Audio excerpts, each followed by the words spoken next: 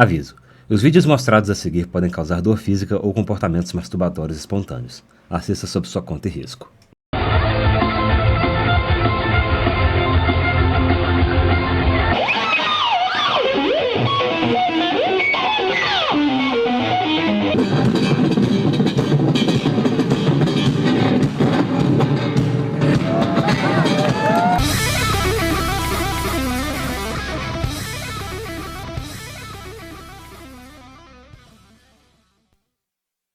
Bicho, virtuosismo. A busca por habilidades técnicas que desafiam o impossível. Demonstrações excepcionais de destreza e de domínio técnico. A epítome do talento e da dedicação.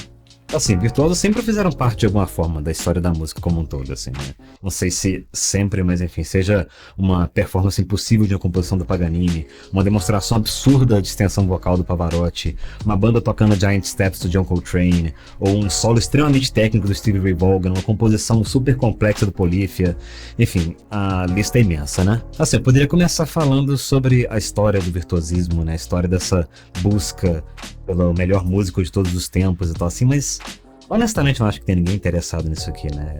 Assim, o objetivo sempre pareceu ser isso de romper barreiras, superar a geração anterior, desafiar o impossível, assim, né? Mas será que é só isso mesmo? Desde quando a música virou competição e qual que é o impacto disso para a história, para a cena musical como um todo? Para essa primeira questão sobre por que que as pessoas gostam tanto dessa busca por habilidades extremas, etc, assim, e por que que o virtuosismo é uma prática tão frequente na história da música, assim, existem diversas respostas.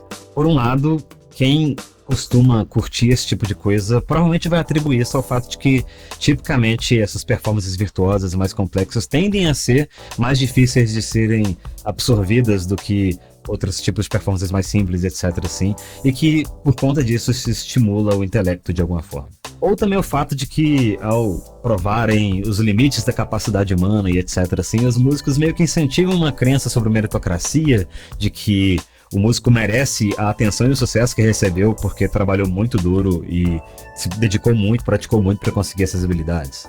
Assim, eu vou voltar nesses aspectos aqui mais tarde, mas vamos dar sequência por enquanto. Do outro lado, nesse artigo, o autor Richard Parnicott repercute sobre a relação entre a idolatria e o virtuosismo, a tendência evolutiva de apreciação por maestria técnica, que basicamente significa que o ser humano sempre valorizou de uma maneira subconsciente esse domínio da habilidade técnica por uma questão de sobrevivência, assim.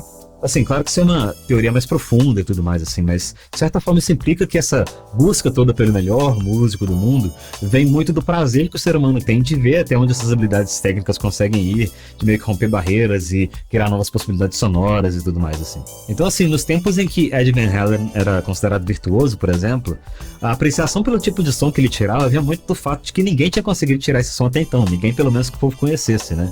Então, isso era praticamente impossível aos ouvidos das pessoas até então, isso era uma maneira de meio que desafiar o impossível e etc, assim, né? Hoje em dia eu nem sei se dá pra considerar Ed Van Halen virtuoso mais, só porque ele popularizou o tapping, né? Porque hoje em dia já existem guitarristas muito mais proficientes no próprio instrumento do que ele, que levavam o tapping muito mais adiante, tipo um Stanley Jordan ou um Matheus Assato da vida, assim. Mas calma que eu vou voltar nesse assunto.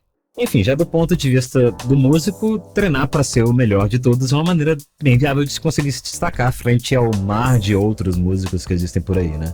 É o que chama atenção nas redes sociais, é o que chama atenção nos palcos, é o que chama atenção de bandas que estão procurando, ou artistas que estão procurando pessoas para poder conseguir completar uma banda, né? Apesar que, nesse caso, o músico vai ser contratado para fazer um quinto do que ele é capaz de fazer, então eu não sei até que ponto essa tática compensa também.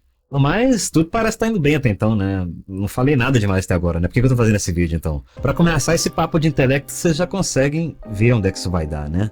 Gente que acha que escutar Chick Corea torna a pessoa mais inteligente do que quem escuta Anitta, ou quem se acha inteligente porque escuta, sei lá, Snark Puppy ou algo do tipo assim. Basicamente elitismo. E esse elitismo, ele obviamente gera uma competição por parte dos fãs, né? De que você é burro e tem um péssimo gosto musical se você escuta determinado músico, porque existe um outro músico que eu escuto que é muito melhor e etc, né? Vide a retumbante repercussão que existe nessas listas de melhor guitarrista, melhor baixista, melhor músico, melhor sei lá, dessas Rolling Stone e companhia, assim, né? Assim, de cara, só nesse primeiro assunto aqui eu já devo ter espantado uma galera, né? Mas relaxa que ainda tem mais. Esse papo todo de meritocracia, eu não sei nem dizer se eu preciso argumentar isso, porque meritocracia não existe. Meritocracia é só uma invenção do capitalismo para te fazer achar que trabalhar mais vai te levar a algum lugar e para te distrair dos problemas que o sistema gera na sua vida e na sociedade. E já no que diz respeito a esse instinto evolutivo de apreciação pela habilidade técnica e etc. assim, selecionar os melhores músicos gera basicamente o que a gente já está vendo em gêneros como jazz e metal, por exemplo, né? Uma homogeneização das cenas musicais e uma comoditização da proficiência técnica em detrimento de uma expressão artística mais genuína. E o que eu quero dizer com isso é que as cenas musicais elas passam a ser dominadas por essas demonstrações de força e rajadas de notas musicais mais rápidas possíveis, etc. assim, enquanto músicos e públicos que preferem uma comunicação artística mais sincera e mais genuína acabam sendo ostracizados. Então agora cenas musicais que antes dominavam a atenção do público, como rock, por exemplo, agora são ditas mortas porque músicas mais fáceis de serem digeridas e com aspectos mais apreciados pela maioria da população agora perderam espaço para o virtuosismo. Porque o público que está interessado mesmo em performances explosivas e virtuosas, etc. assim, é uma minoria. É uma minoria snob e barulhenta que impede que outras pessoas adentrem nas cenas musicais onde elas estão inseridas. Isso já aconteceu com blues e com jazz, que deixaram de ser música popular para virar música de gente culta por causa disso. E agora está acontecendo com rock pelo mesmo motivo. Quem que vai ser o próximo? Deixa aí nos comentários, vamos ver. E porque o músico é sempre o que se ferra mais no final de tudo, né? Agora o músico se sente na obrigação de ter que ser perfeito, de ter que aprender a tocar rápido se quiser ganhar na vida, porque aparentemente esse é o único jeito de conseguir ganhar algum destaque nas redes sociais, e mesmo assim o músico ainda vai se ver competindo e se comparando com diversos outros virtuosos da internet afora, porque a partir do momento em que o que determina o sucesso de um músico é o domínio e a proficiência técnica, seu único jeito de ser destaque em alguma coisa é sendo melhor do que todos os outros. E, bicho, eu já tive nesse buraco, sabe? Eu já tive nessa. Inclusive, eu já curti um dos músicos que eu coloquei no início do vídeo aqui. Mas, sei lá, pra mim, acho que hoje é muita nota e pouca intenção, assim, sabe? O povo faz ali, sei lá, 200, 300 notas por minuto e nem 1% dessas notas tem alguma emoção atrelada, assim.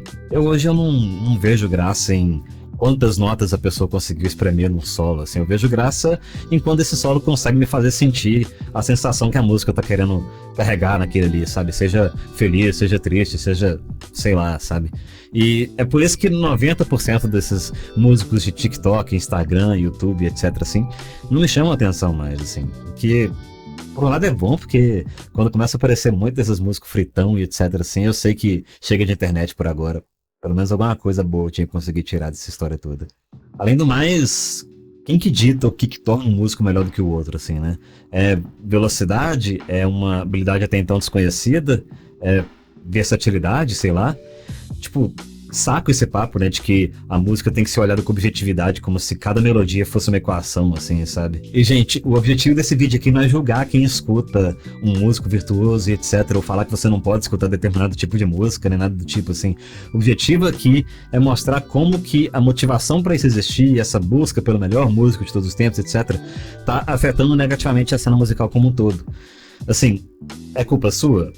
Não, assim, a menos que você seja um elitista e snob pra caramba, e nesse caso você carrega um pouco da culpa, assim. Agora, de resto, se você quiser sair daqui e ouvir um Paul Gilbert, sei lá, não tô te impedindo disso, não tô falando que você não deve fazer isso, sei lá, faz o que você quiser, eu não sou sua mãe. Então eu não posso mais falar que você tá pistola. Então. Eu vim mostrar pra vocês que o Wilson... Não a pode, gente tirou uma foto e o Wilson não gostou. É, porque eu falei, porque tava muito pistola na foto, mas eu não gosto que eu falo. É. Do que você quer que eu te chame então? Você quer que eu te chame de tristola? É. Do que você quer que eu te chame? Porque você tava pistola na foto. Você não gosta que eu chame Jesus de pistola? O Wilson tá criando um bom argumento. Eu tô perdendo a discussão, né? É, você já perdeu, bem. Perdi, né? Não tem como, não. O que eu posso fazer então, Wilson? É isso aí? A foto é esse aqui. É. Só ele ficou emburrado. Ele ficou emburrado lá.